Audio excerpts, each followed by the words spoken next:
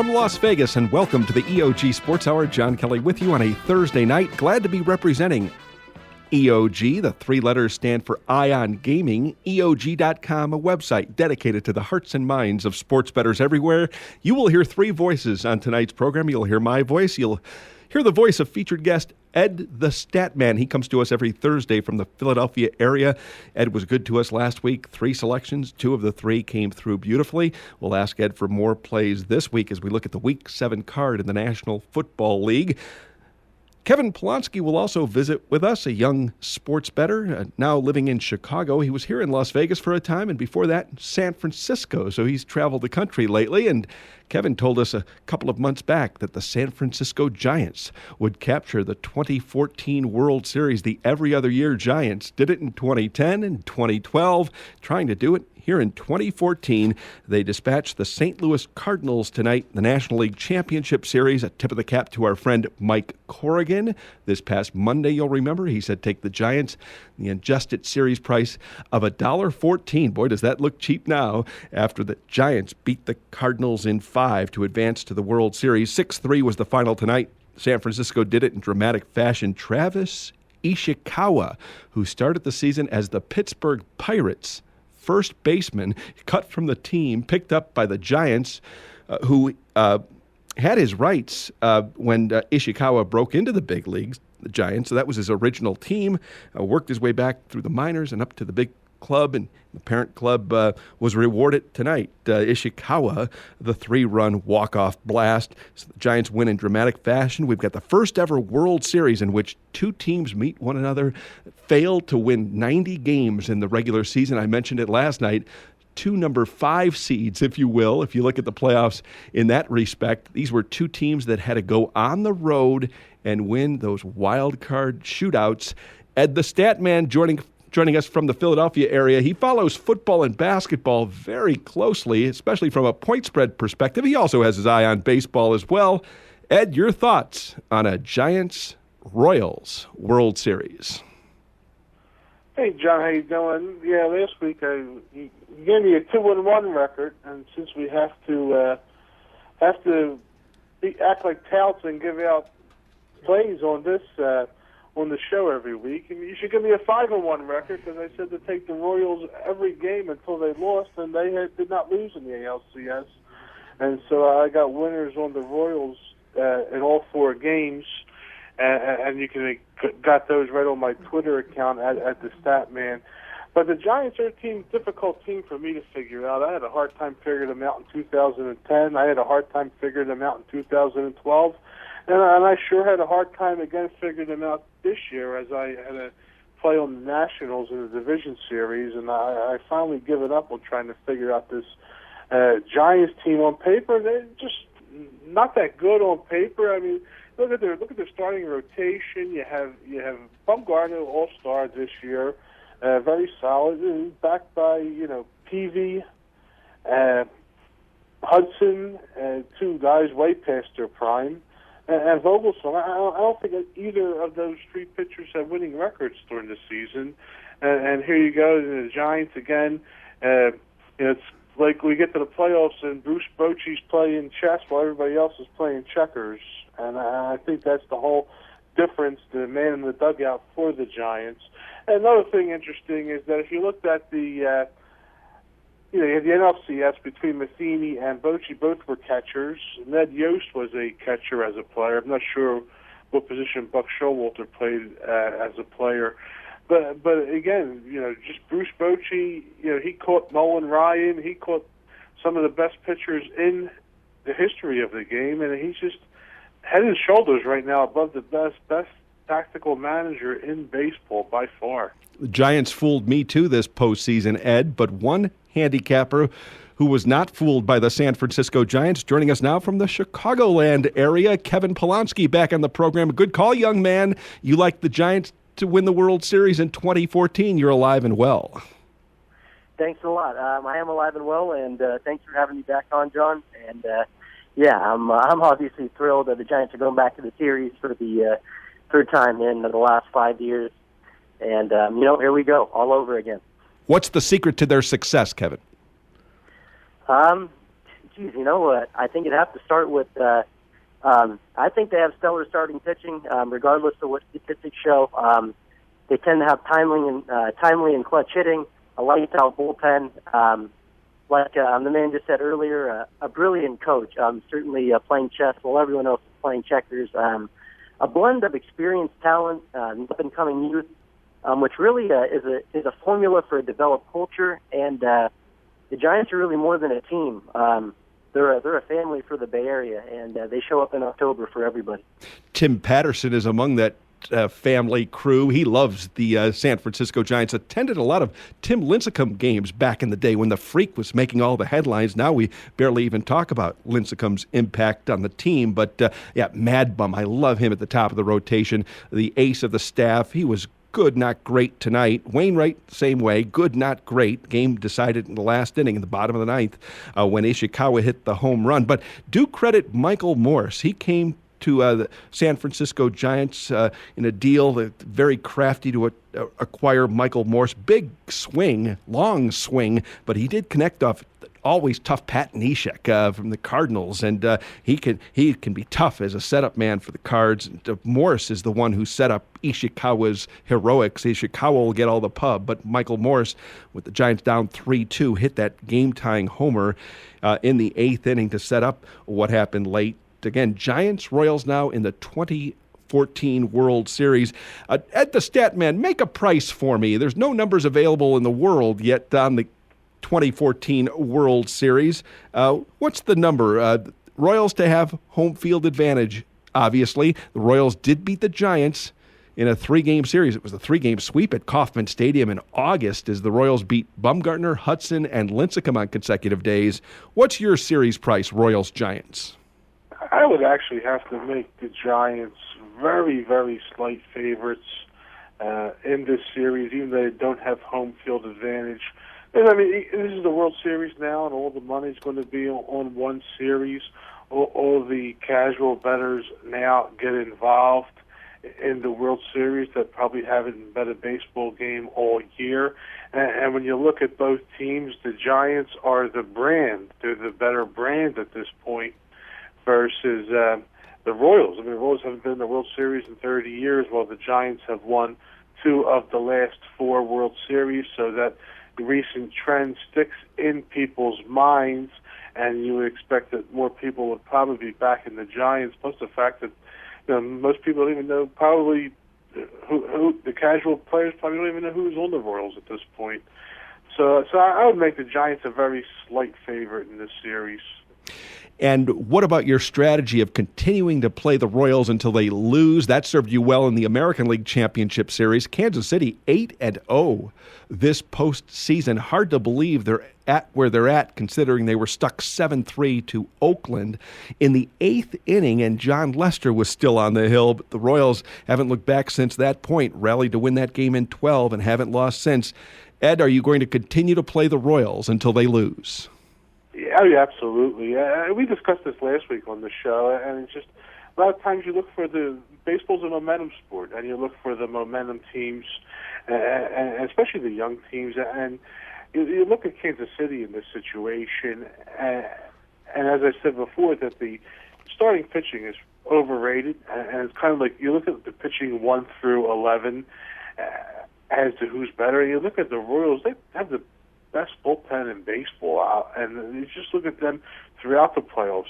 And this team didn't even realize that they should have not even got out of that wild card game, being down 7-3 to Leicester, and they rallied back, and that just gave so much confidence to that team that I said, let me start.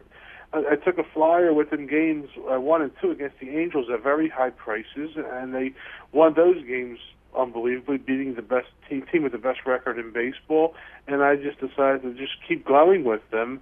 And now 7 wins later, there's really no sense of stopping now. And I do like the fact that the Giants did clinch tonight, because usually in the playoffs is that when you have that one team with a lot more rest than the other team, that team usually gets a little bit rusty because of it's basically a timing sport, and especially with the hitting. you're conditioned to play every day throughout the season, and all of a sudden you hit the playoffs and you have 3, 4, 5 days rest in between games. And so now there's really going to be no difference in the rest, as if the Giants were to, say, play a full 7-game series through to Sunday night and turn around and start the World Series on Tuesday. So I think that's also in the rules advantage, that both teams have pretty significant amounts of going to have significant amounts of rest in that situation. We'll see no baseball Friday, Saturday, Sunday, Monday. World Series begins at Kauffman Stadium in Kansas City Tuesday night. Game 1 should be exciting. The electric crowd there at Kauffman Stadium. They've been starving for a winner for such a long time. Won it all in '85. They're going to try and do it again in 2014. Kevin Polonsky, are you sticking with your Giants? I think I know the answer to that question. And did you get a future book price on the Giants? When you made the prediction on this show that the Giants would win the World Series, I was a little bit surprised, considering the National League was tough with teams like the Dodgers, the Nationals, these classy Cardinals. Were you able to secure a big fat future price on the Giants? You know what? Actually, I wasn't. So in answer to your first question, absolutely, I'm going with the Giants. And I do regret not putting in a future bet on the Giants. I had several occasions. I saw them going off on the board at 15-1, 20-1, even as high as 30-1. Once they were 9.5 up and ended up falling about, I think, 4.5, 5 back. So, no, I don't have a future bet. I wish I did, but I'm all in for the fan hit on this one, and I'll certainly be rooting for the dynasty. Why are you in Chicago these days, Kevin? I mentioned your Bay Area background, your time here in Las Vegas. You're a graduate of Cal State Northridge in Southern California, and all of a sudden now you're in Chicago. You know what? I have a good friend out here, one of my best friends, and he has a nice place in Chicago. And I was just getting a little bit tired in Vegas, and I didn't have work there. And grinding by day-to-day gambling was certainly fun, being at casinos and stuff every day. But I was just neutralizing myself being there, and I felt like I'd give myself a better opportunity in Chicago, while also giving myself a chance to surface my work and maybe be more focused in terms of writing about sports and writing about gambling and the lines and what entails in the background of it too. So kind of just an all-around move to balance out my life. Do you like the Windy City? I love the Windy City so far. Once it gets a bit windier, I may change my perception, but as of right now, I absolutely love it. It's my hometown. I like to say it's a great summer city. Beware the months of December and January for sure. Yeah, the months are coming up, and I'll surely be bundled up with a few coats, but I'll be making my way to the United Center and going to whatever sporting events I can around here. Yeah, the Bulls play there, so too do the Blackhawks. And let's talk a little NBA basketball. The NHL season started about 10 days ago. The NBA season is coming later this month. EdTheStatMan, you're a big hoop guy. Are you making preparations for the upcoming NBA season? And if I asked you, and I haven't prepped Ed for this question, if I asked you what's the second biggest storyline in the NBA this coming season, what would your answer be? The slam dunk answer is obviously Cleveland reacquiring LeBron James. What's the second biggest storyline? Derrick Rose, and if he can stay healthy for an entire season, and it would be great from a fan perspective and even from a betting perspective to see him be healthy all year and reignite some of those Chicago-Cleveland battles in the Central Division.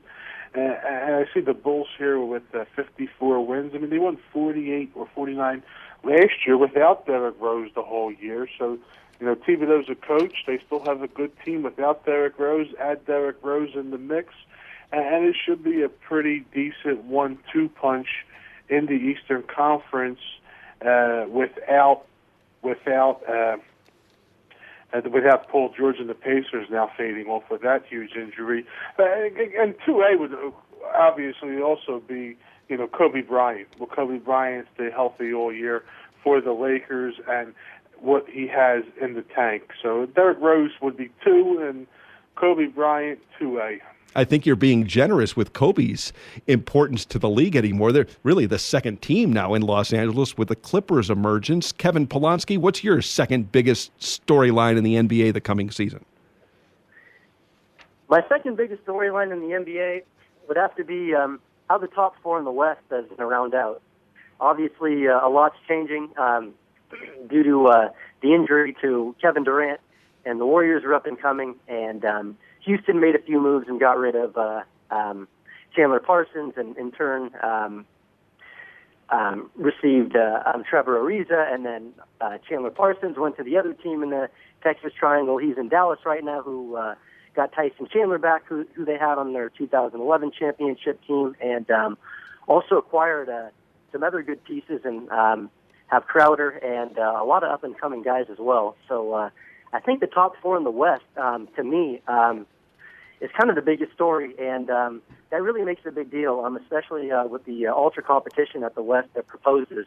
It's really important to get home court in the first round. So for me, I'm interested to see how San Antonio bounces back, if the Warriors are going to crack the top four, how the Thunder are going to fare out, where the Rockets are going to be, where the defensive-minded Grizzlies will be, and really, just kind of how the West will play itself out. How the West will be won is kind of a wide storyline, covers a lot of different stories. Kevin Durant still in search of his first title, and the defending champion San Antonio Spurs. They typically get no love in the preseason and usually the talk of the postseason. They've got 5 titles now, that crew of Duncan, Ginobili, Parker, all led by Greg Popovich. Unbelievable what the Spurs have done. They are a team, not a group of individuals. Ed the Statman, your preparations for the upcoming season, from a gambling standpoint, what do you do before the season begins? Right now, I just finished up my coaching study, and now I'm going to start breaking down the rosters over the weekend as I'm watching some football games, and then we'll dig into the some of the stats from last year, and then take a quick glance over the preseason games and see what has happened. One of my teams to watch early on here, I'm just looking at some of those preseason games and the way they're playing out. Take a look at the Detroit Pistons. I like them. Last week I talked about how Brooklyn Nets, take a look at them with Lionel Hollins as the coach with put in some of his defensive schemes for that team. But this week, take a look at Detroit Pistons with Stan Van Gundy now taking control. One of the better coaches, I think, in the league, one of the better fundamental coaches in the league, and he works well with big men. And Detroit has one of the bigger front lines in the league, and they're very young, very raw. And if he can get their front line to play and be able to control the boards and control the glass and control the game from a defensive standpoint, I would look for Detroit to be a little bit of a surprise team this year and maybe make the playoffs. Regular season win total for the Pistons at William Hill right now, 36. Ed, when you talked about the coaching study, I know you mentioned Hollins, you also mentioned Van Gundy. Give me a nugget, if you would. What did you discover studying NBA coaches that might help us in late October, early November cash a bet? Well, I mean, I like to look at early on. I like to look at experience with coaches.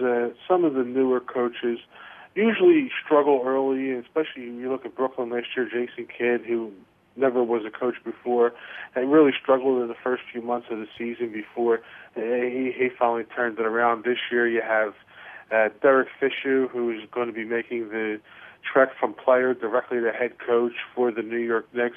It's going to be interesting to see how he manages games. You kind of want to step off and maybe not invest too heavily in the Knicks early on until you see how he handles the games.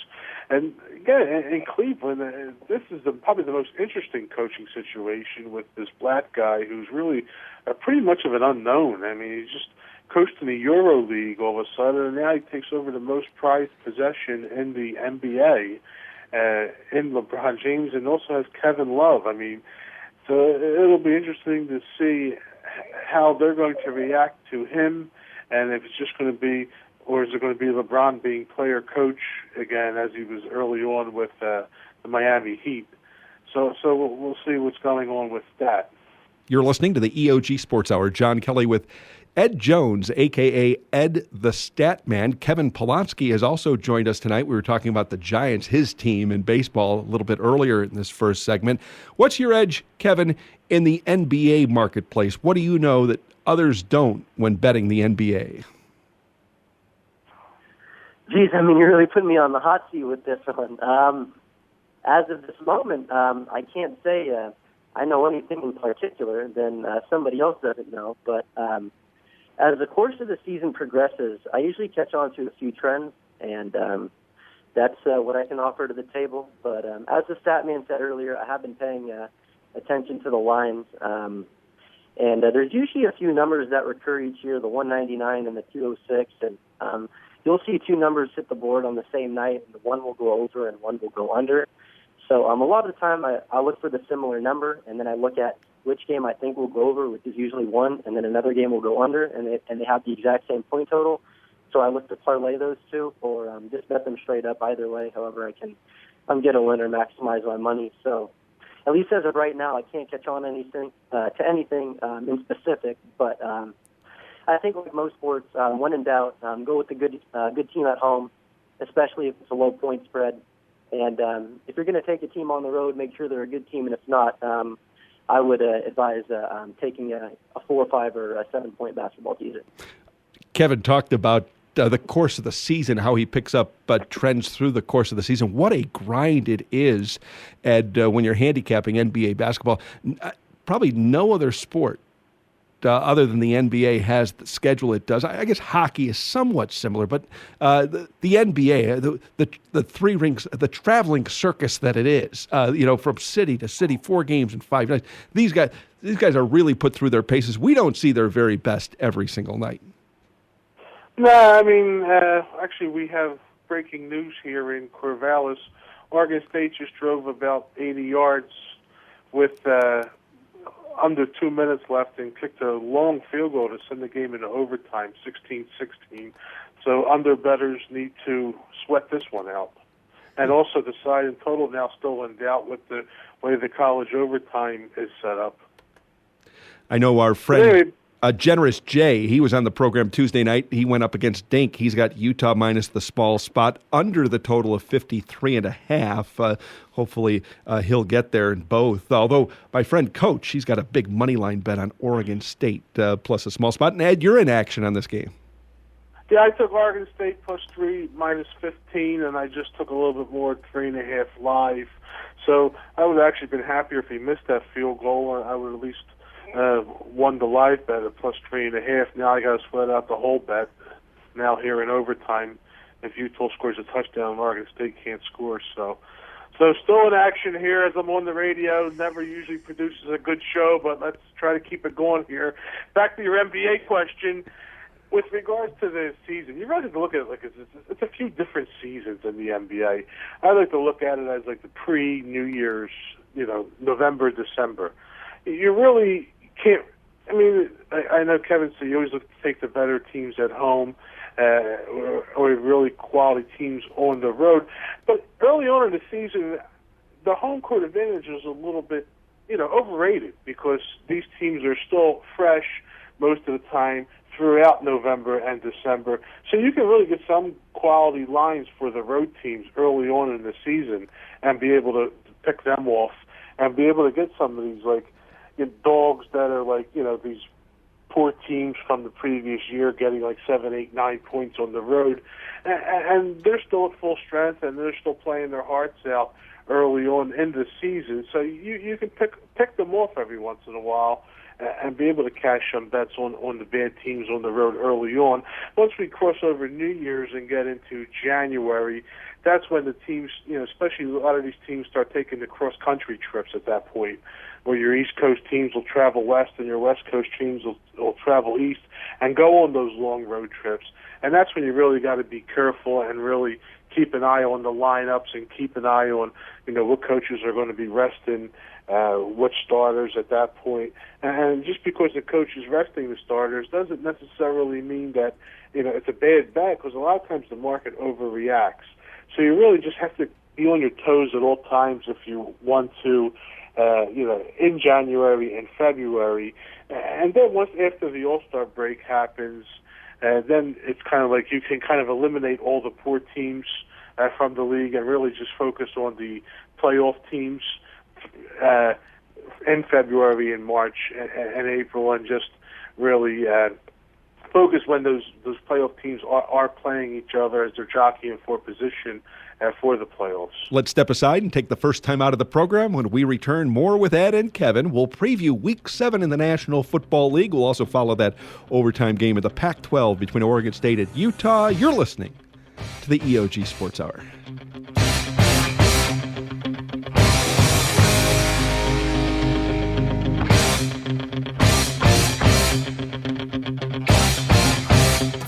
There's no such thing as a sure thing, unless you're talking about Ion Gaming. Ion Gaming is a website dedicated to the hearts and minds of sports bettors everywhere. If you're looking for smart, sophisticated sports handicapping information and insight, go to EOG.com. If you're looking for the latest news on the ever-changing landscape of Nevada's race and sportsbook industry, go to EOG.com. If you're looking for the most recent developments involving the worldwide sports betting scene with an emphasis on the leading sports books in San Jose, Costa Rica, go to EOG.com. And finally, if you're looking to join an online community of sports gamblers where registration is free and the information is priceless, go to EOG.com. You get the idea. Why gamble on other sports betting websites when Ion Gaming is a sure thing? And I love a sure thing. Hi, this is Rick Alec, president of Sports Options. Sports Options is a sports information tool designed to give sports bettors of all types the necessary edge needed to improve their bottom line. With Sports Options, you'll never lay a bad number again. We provide you with live odds from the leading sports books in the world, from Costa Rica to Curacao, London to Las Vegas, and everywhere in between. Sports Options also provides the fastest and most accurate injury information, lightning-quick score updates, and game analysis from 30-year handicapping veteran Mark Simons. We offer affordable services for players of all levels, starting at just $99 per month. To see which service best fits your needs, you can take advantage of our 7-day free trial. No credit card is needed. Just go to www.sportsoptions.com and click on the free trial link. I'm confident you'll be impressed with our product, and you'll find it the most complete and comprehensive on the market. In fact, if you don't like Sports Options after 30 days, we'll refund you 100% of your subscription costs, no questions asked. Go to sportsoptions.com for all the details, or call 702-835-1743, and one of our friendly customer service representatives will be happy to help you. Sports Options, information you can bet on. And we are back. The EOG Sports Hour. John Kelly with you on a Thursday night. Railbird to be our featured guest tomorrow night. Tonight, it's EdTheStatMan's night. He's here with Kevin Polonsky. We recruited Kevin to the program after the Giants won the National League Championship Series. They advanced to the World Series to meet the Royals. Game 1 begins Tuesday. Because we like no question left unanswered on this program, Ed brought up Buck Showalter's playing career. Quick Google search shows that Showalter was in the Yankees organization. Something tells me a lot of our listeners knew that. But did you know he played 7 years in the Yankees minor league system? Career average .294, 17 homers, 336 RBI, but he never played in the big leagues because Buck Showalter played first base, and at the time, the Yankees had Don Mattingly playing the same position. I also noted, Ed, reading Buck's bio, he's 58 years old, two-time American League Manager of the Year. It'll be three-time American League Manager of the Year, and after they announced the awards this year. The Yankees in '94, the Rangers in 2004. Now it'll be the Orioles in 2014. Buck Showalter has stood the test of time. Yeah, that's pretty impressive. The win Coach of the Year, 3 different decades, 3 different teams, and especially it's actually pretty impressive to hit .294 in the minor leagues and not be able to make the major leagues. I mean, that's you hit .280 or better, you usually. Yeah, it's usually a ticket to the majors at that point. Mm-hmm. But with Mattingly there was no room, I guess. 7 years. He gave it a go anyway. 7 years. He stuck in the Yankees organization. But now, of course, with the Orioles. I like it, Ed. You did your coaching study in the NBA. I love to study the managers and coaches. I like to study the guys who are in charge of every team. I think that's so important. I think that's the way we find bets. Before the game starts. Some games are won before they are played, and that's what we're looking for. And I like what Reese Davis of ESPN says, dumb loses a lot more than smart wins. I mean, sure, I like to bet the smart coaches, but also look for the dumb one, the guys who are lost on the sidelines or in the dugout or on the on the ice, maybe, making poor managerial moves, that really submarines your team's chances of winning. Well, yeah, he should know, the ESPN guy, because dumb coaches are usually sitting next to him after a few seasons in there. So how true is it? It's where the dumb coaches go. I mean, it's unbelievable. The guys who are out of jobs, they land on the ESPN networks, and then they comment about the coaches who are on the field. And I think back, Bob Davie on the sidelines at Notre Dame, then an analyst, now with New Mexico. I mean, when he was on ESPN, he was commenting about coaches making the same mistakes he was making at Notre Dame. It's unbelievable how these guys are recycled, and ESPN is part of the problem. A funny note, Kevin Polonsky, about the note we had from last night's show. I was asking our featured guest, Shawnee Mack, from the Philadelphia area, if he was old school or new school. EOG contributor Pickman Jones mentioned that there's one school I forgot. There's old school, there's new school, and Pickman Jones says there's also homeschool. If you're homeschooled, you don't listen to the ESPNs of the world. You don't follow the pack. If you're homeschooled, you don't fall for any of those traps. I thought that was a funny line. Kevin, are you there? Yeah, I think that's a pretty funny line. I don't really know exactly how to respond to it. I know old school and new school in terms of, the ways the game that basketball is being played from the 70s to 2010 and whatnot. But, homeschool, I guess I don't really know if you pick up old school or new school. What kind of school would you be in? The new school guys, Kevin, the guys who are in the gambling marketplace anyway, I think they're dominating now. I think the new school guys are taking the money from the old school guys, and if you don't adjust, you're going to be in big trouble. It's all about the advanced metrics now. That's the numbers. The advanced numbers are now in the marketplace. You can almost see them there. One of my favorite sports is college basketball. The impact a guy like Ken Pomeroy has had on the college basketball market. Pretty much all you need to know about any of the sports. When you see that happening in college basketball, you get a feel it's happening in the other sports too. Yeah, and my fault. I didn't know you were metaphorically speaking there, but I think obviously me being myself, I'd be a new school kind of guy, compared to you guys, kind of old schoolers. But the reason why we all commiserated in Vegas and come on the show together is because I think our most successful is when we form a team, and between the knowledge of both of us, and especially geographically where we live. I grew up in the West Coast, watching a lot of West Coast games. I met a lot of people from the East Coast. I watched a lot of Eastern Conference basketball. So with the blend of the two, if you want to call it homeschool, it's as efficient as it could be. So call me a homeschooler. Let's try to find some winners. Week 7 of the NFL. We'll go quickly. We'll run down the entire slate. I'll first ask Ed his comments on each game and then go to Kevin as well. Or actually, we'll ping pong back and forth in the same game. Ed, you take it first. Indianapolis home to Cincinnati right now. The Colts -3, minus $1.20 at Chris. The total is 49.5. Colts or Bengals? Yeah, tough game for me. I'll pass that one. Kevin, any thoughts on Andrew Luck against Dalton, the Cincinnati quarterback? A ridiculously tough call, like Mr. Stat said over here. And, but the Colts on a 4-game win streak, I think that's the longest since Peyton in 2009 when they started 14-0, lost to the Super Bowl in the Saints, and, kind of just threw the last 2 games for rest. But Luck's got 17 touchdowns, almost 2,000 passing yards. I like the Colts to hit a 5-game winning streak. I think it's going to be a close game. Both teams that have been putting up points the last couple weeks. But I'm going to take the Colts in a thriller, possibly even a 1-point game-winning field goal. I'm going to go Indianapolis, not to cover the spread, but to win the game. Very thin margin there. Kevin bold with his predictions. Washington home to Tennessee. The Redskins had 5.5-point favorites. The total is 45.5. The Redskins have looked pretty awful the last couple of weeks. They actually played Arizona pretty tough, but I think the game wasn't as close as the score indicated, even though Cousins blew everybody's Redskins bet and under bet up with a late pick 6, and one of the 2 late pick 6s. Tennessee's just one of the worst teams in the league.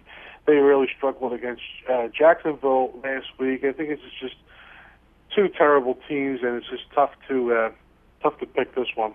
Kevin? Yeah, I agree. the last 2 weeks, when I looked at the board, it was glowing. So, I lit it up.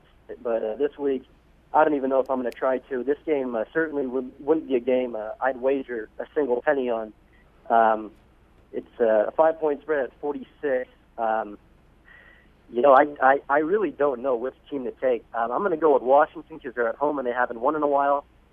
But I think that's one of the garbage games of the week. I'm on the radio. You're asking me my pick. I go with the Redskins to bounce back for the first time in, about a month. But am I positive? Absolutely not. At Soldier Field, the Bears play host to the Miami Dolphins. Chicago -3, -1/4. The total on the game, 48. Ed? It'd be tough for Miami to get up. It might have tough to be for Miami to get up for this one after absolutely blowing that game last week against Green Bay. They had Green Bay on the ropes. They had them in a terrible situation coming on the road off of 3 division games and completely blew the game at the end against Miami. Now have to travel up to Chicago. Bears looked good last week. They beat up on Atlanta. But again, this is a tough situation. I mean, I would lean to the Bears, but I'm just not happy laying 3 with Chicago. The defense is still a little shaky. And Cutler, again, good J, bad J, was pretty good last week, so that means it's closer to a bad game for Cutler, so I'm going to pass on this one also. Kevin, your thoughts not only on the Bears-Dolphins game, but tell me a little bit about the Chicago sports landscape, the media there, the portrayal of the teams. What have you learned as a Chicago sports fan? The Chicago sports teams are great. They really support their team. They're all over the place. When I go to get food Sunday morning before I watch the games, there's people tailgating, in the street, and I'm pretty far away from Soldier Field, so that gives you a good idea. The entire city rallies around the Bears, as do the other teams. And I actually went to Soldier Field, not for the game, but just to walk around and check it out. And I was there when they played the Green Bay Packers, and so that was fun to be there for a little bit. But for this game, I'm going to have to go with Chicago. They had a big win last week, 27-13. Atlanta isn't the team they used to be, but still no pushover at home. Chicago had a 2-touchdown win. I think if they might have lost that game, Green Bay surging right now, they essentially could have dropped pretty far back in their division and might not have been able to climb out of that hole. But I like the win they got last week. I think they're going to parlay that into another win this week at home. I think they're going to cover the 3.5 points as well. So, my pick is Chicago. I think Miami took a dagger last week, and I don't know if they're going to be able to get back from that. So, Bears at home, I think. In Jacksonville, the 0-6 Jags entertain the Cleveland Browns. Cleveland up to a 6-point favorite at Chris right now, the total 45. Ed, your thoughts on this game? Hey, Cleveland finally beat Pittsburgh for a first time in a long time last week. Now go all the way down to Jacksonville. I mean, who are the Browns to be laying 6 points to anybody in the NFL at this point? Pretty decent start to the season for Cleveland standards. But Jacksonville showed some life last week. Could have won that game at the end. Bortles, he's playing okay. He's getting a lot better each week, and I think this is the week they step up and get that first win. You can put me down for 458, Jacksonville +6. Kevin, agree or disagree? I'll agree. I'm gonna go with Cleveland. They had a big win last week against Pittsburgh. I'd have to go back and double-check stats, but I think that's one of the most historical lopsided matchups of all of pro sports. I know Pittsburgh absolutely dominates Cleveland, and it was the exact opposite last week. Hoyer looked pretty good, and looks like Pettin's got that team really going. So I'm going to go with Cleveland.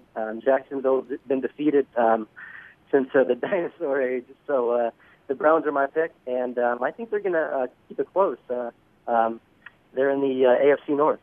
Right. Cleveland 3-2. In fact, the next 3 weeks, Cleveland's at Jacksonville and home to Oakland and Tampa Bay. They have a chance to be 6-2 if they win their next 3 games, and they're scheduled to win their next 3 individually. Maybe not collectively, which is a little tricky, but you would agree with me then, Kevin, that you like Cleveland because Ed made the case that Jacksonville would be his play as a home underdog. Seattle on the road against St. Louis. Ed, Seahawks -7, even money. I wrote down for this with a couple of notes. So I disagree with Ed. I agree with you. I like the win they got last week. They looked fired up. I saw Hoyer throw a bomb, and it just looked like an atmosphere in Cleveland that, quite frankly, I don't think I've ever seen. I know they made the playoffs in, 99, and I think they brought in Kelly Holcomb or something when I was a kid, but Cleveland's been rags essentially for the last 2 decades, and they don't look like that anymore. So I guess if the Jags were going to get one upset win, it would be at home as 5.5-point underdogs, but the way Cleveland's playing, I don't think Jacksonville could win on any field in the world against anybody, so I take the Browns. Yeah, I'm with you. I like the Browns, too. The sign that Cleveland is doing well this year in football is that we're hearing less and less of Johnny Football. Seattle on the road against St. Louis had Seahawks -7, -1.05. The total on the game at 43.5. Yeah, Seattle's not going to be the most popular play of the week this week. I don't know what is. St. Louis looked terrible on Monday Night Football on a few-game losing streak. Seattle coming off that tough loss against Dallas where they were pretty beat up along the line for the first time in a while. So, I mean, I would also have to lean to Seattle. Laying 7 on the road pretty heavy in the division game. I would have to lean Seattle. I'm not sure if I'm playing it yet. Kevin, your thoughts? I'm not really a Seahawks bettor, but in terms of the pick, I got to go with the Seahawks.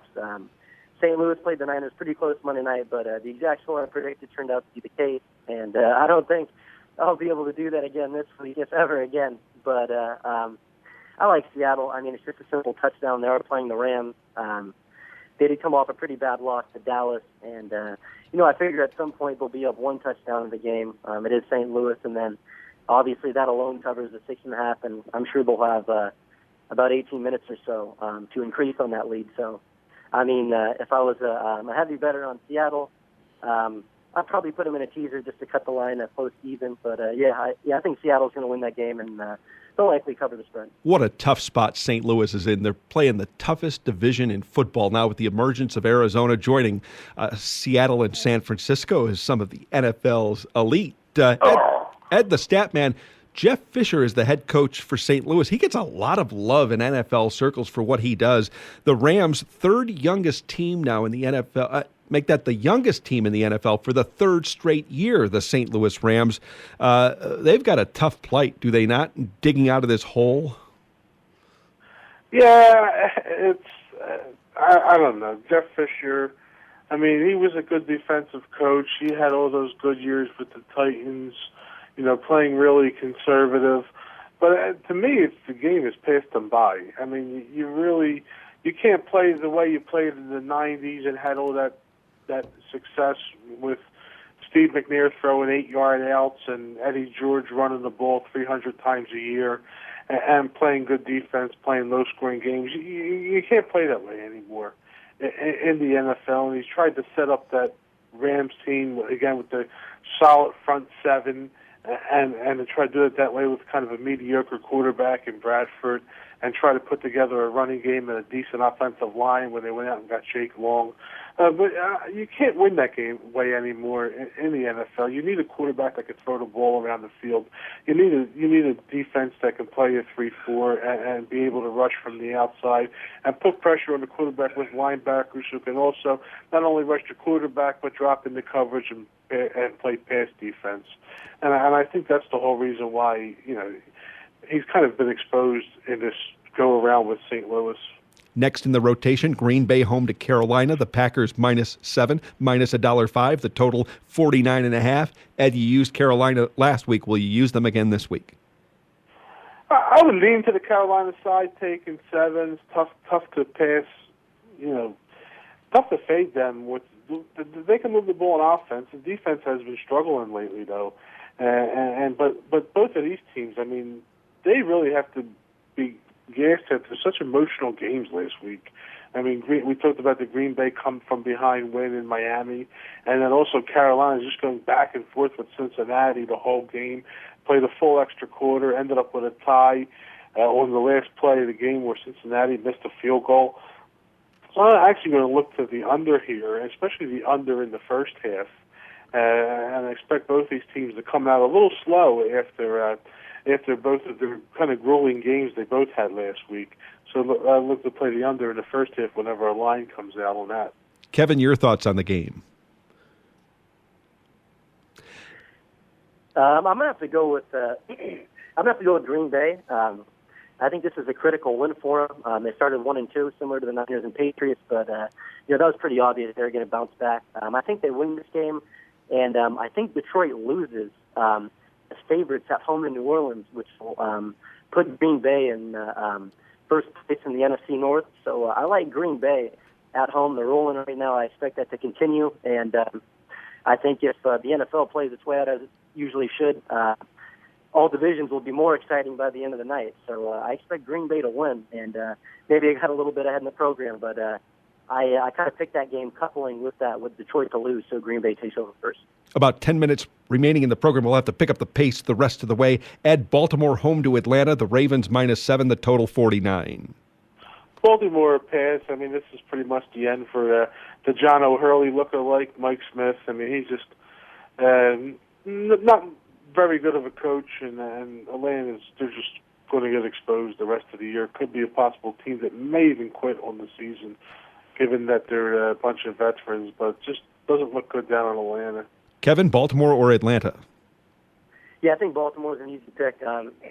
Sometimes Atlanta looks tempting, +7 on paper, but it looks like Baltimore, I wouldn't say it's exactly back to their Super Bowl form, but they've been lighting up the scoreboard, and Flacco to Steve Smith has certainly been one of the best connections in the league. So I think Baltimore, possibly even in the over in that game, even though it's a bit high. But, I think Baltimore's a safe pick. You could tease it, put them at even, or even the spread should be good. Buffalo home to Minnesota. The Bills 6, the total 42.5. Ed? All the market love on Buffalo is really baffling me. They closed favorite last week against New England and got beat up, and now they're laying 6 to Minnesota. I would lean to Minnesota in this one. Not too crazy about backing a rookie quarterback in Bridgewater making his first road start. So I'll probably pass, but I would lean to Minnesota if I had to play it. Kevin? Yeah, I couldn't agree with you more. It seems kind of it seems a bit like an odd game, but if I were to play it, I'd have to go with the Vikings. Bridgewater hasn't got a win yet, which other people would say, why would you be betting them? But I think he's due, and he has a good quarterback. And Buffalo with Kyle Orton favored at home after getting beat by 15.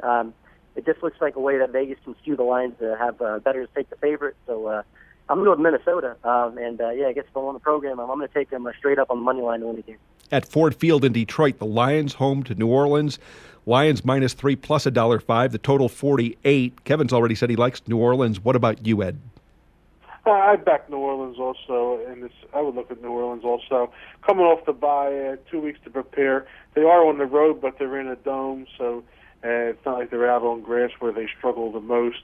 And they do have one of the worst turnover margins in the NFL, and it's pretty shocking considering they got one of the best quarterbacks in Drew Brees. I look for Peyton with 2 weeks off to make the proper adjustments needed to get the ship righted in New Orleans. Team's too good to be 2-3. Let's go to the next game and start with you, Kevin. San Diego home to Kansas City. San Diego 4 just about everywhere, except at Chris. They're up to 4.5 against the Chiefs. Your thoughts, San Diego or KC? God, that's a tricky game. San Diego's been playing really good lately. Obviously, first in the AFC West. God, looking at the line, Kansas City +4 over under 45. This is such a close game to call. You know what? I'm going to change my pick last minute. I'm going to go with the Chiefs. I think the West might be shaken up a little bit. I had San Diego circled, but I'm going to go with Kansas City. I like Denver to